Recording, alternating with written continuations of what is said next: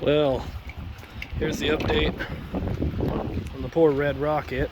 I've already stole wheels off of it for my John Deere.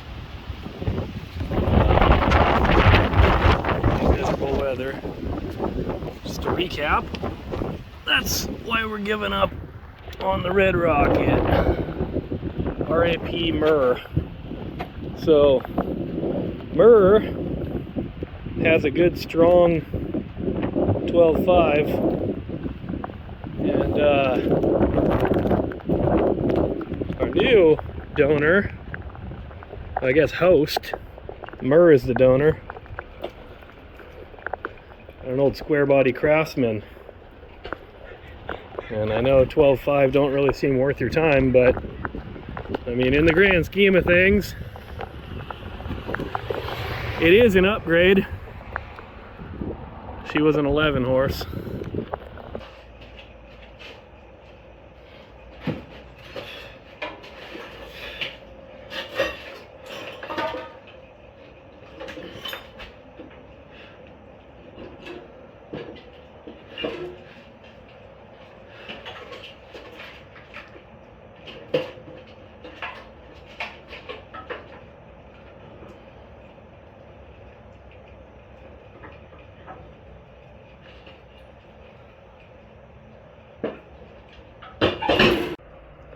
And just like that, we've got a 12.5 in the old Craftsman 11.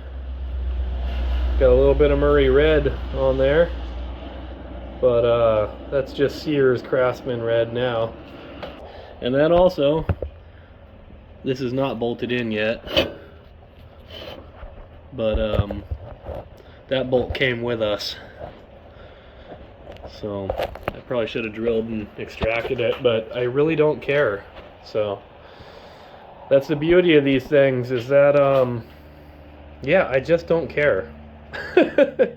So here's what I came up with for a fuel tank kind of cradle. The Murray dude just had some tank out of God knows what. Might even be like a washer fluid reservoir, who knows. But there's no mounting ears or anything, so he just had it all plumber taped in there.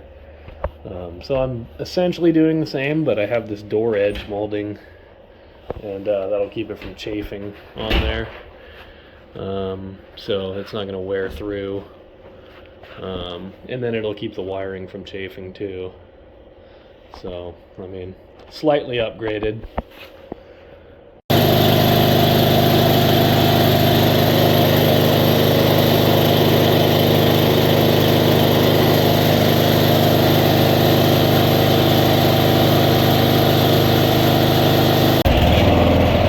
One of those bittersweet moments, because yeah, I got it running, but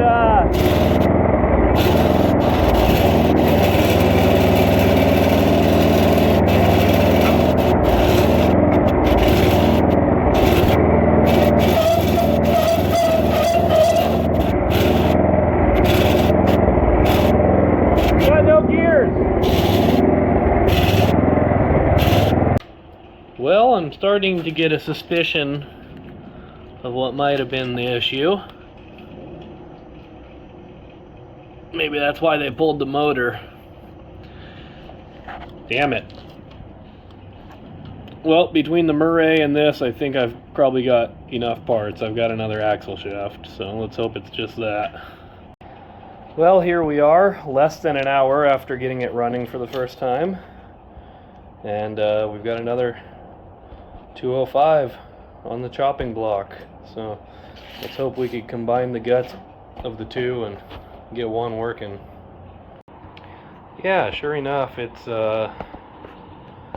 just that right side axle shaft. Luckily it snapped clean. Nothing else seemed to be bound up. It didn't get sent through.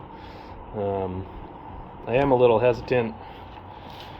This one's older. It's chain driven reverse.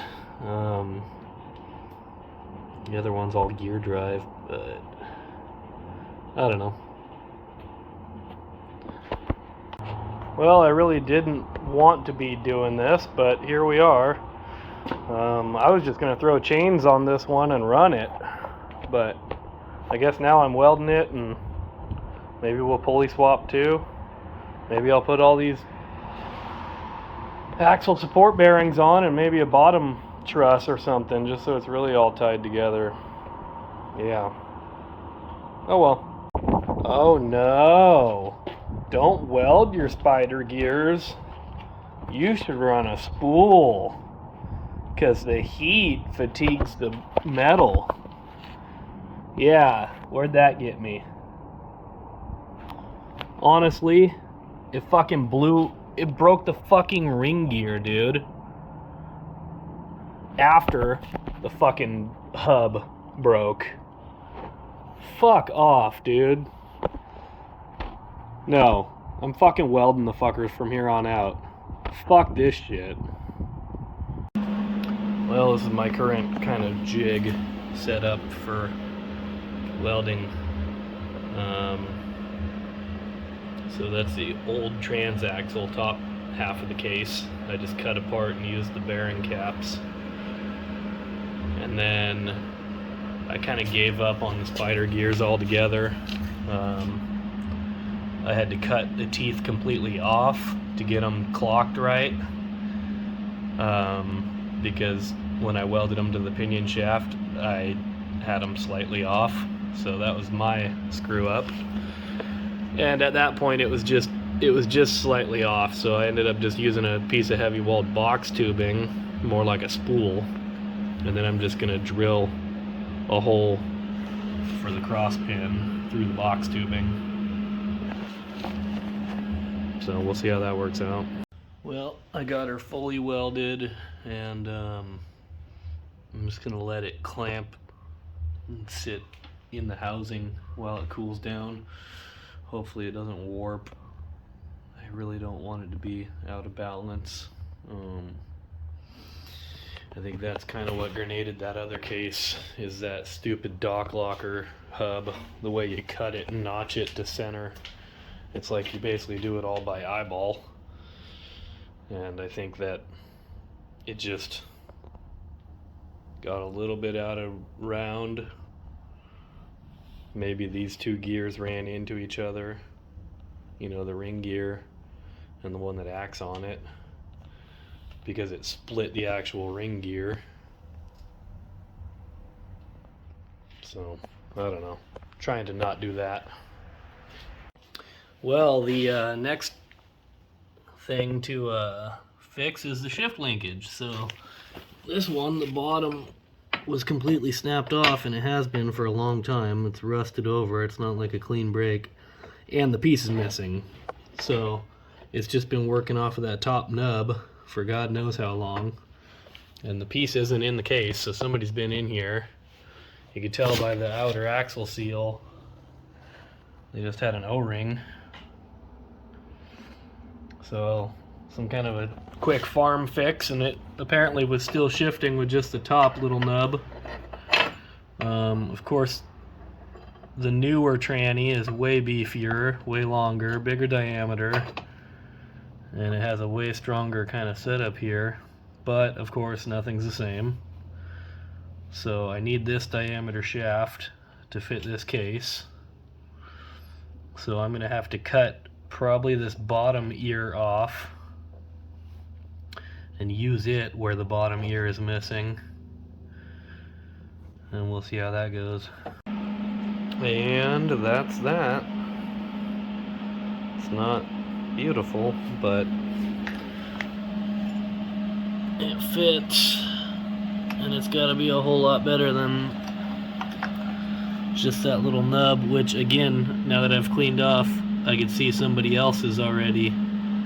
They must have just like hammered in the broken nub and then welded it or something, who knows. But we'll see if I can't find a ball bearing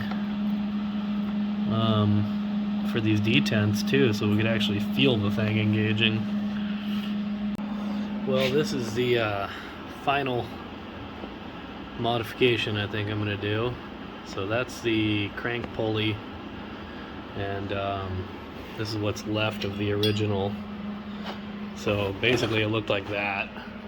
You know, you had your drive for the diff and then your mower deck. So I'm using the mower deck pulley, so I had to cut it apart off the center shaft. They were both kind of press fit on, and then slipped the other one on, and I'm about to weld it. So I just ran it for a little bit just with the press fit, and it's nice and balanced, so let's hope it stays true when I weld it.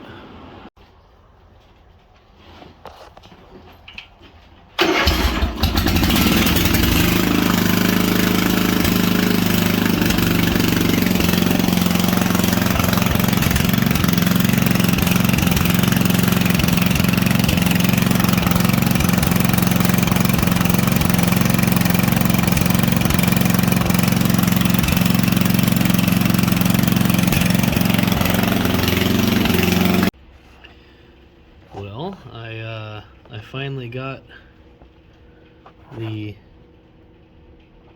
belt routed. So this is the worst welds I've ever done. I'm not proud of that, but luckily it's such a tight press fit hammered on there. I'm not too worried about it. But yeah, it's a factory tensioner, factory idler. But I had to add another tensioner here. And then I've got a giant clevis and tensioner through the frame here. You tighten outside here. And then that's just to get around our linkage arms, because that fifth gear it would have rubbed. And then to clear reverse, I've got another idler here.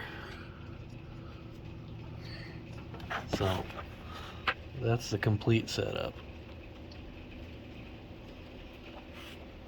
It actually kind of kills me to do this because I get attached to my junk, and ironically this $10 Craftsman is actually in really nice shape. Like, there's no rust. I think it was actually probably stored indoors most of its life. It's got some grime. I haven't pressure washed it yet, but yeah, I gotta make a exhaust. I don't know where the 11 horse came out at, but 12.5, different spot. Oh, how's that? I mean, pretty good. I mean, I ended up a little low, but left to right, I was dead on. So,